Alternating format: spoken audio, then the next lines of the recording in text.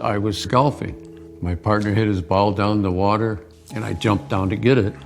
And when I came out, I went down. And I just couldn't breathe. And that was my first time that my congestive heart failure really overtook me. After that, I had many of them spells like that. It got to the point where I couldn't walk 30 feet sometimes without grabbing onto something because I was getting so bad.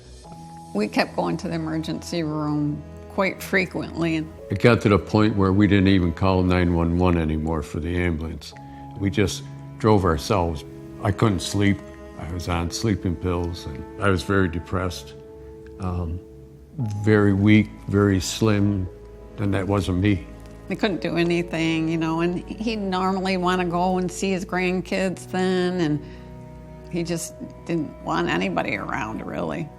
We had another follow-up appointment to see where we were with the medication, and things just weren't progressing the way we wanted them to.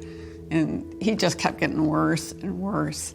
My cardiologist decided I qualified for the HeartMate 3, and I said, can we put it in this afternoon?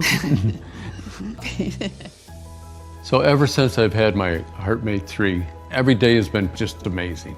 I have not been in the hospital for my congestive heart failure at all. It just makes such a difference because you're getting a flow of blood now. Started biking at 10 weeks. At 21 weeks, I started golfing again. And then at 10 months, I was skiing.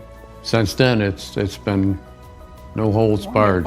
Yeah, we do pretty much everything we want. We're able to go to the grandkids now, and he's able to enjoy them.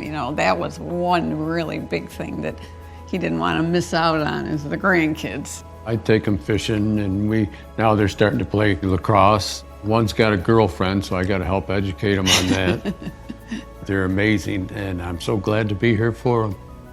We've been given a second chance. You get a second chance in life, you're going to take it. And we're doing it. That's it.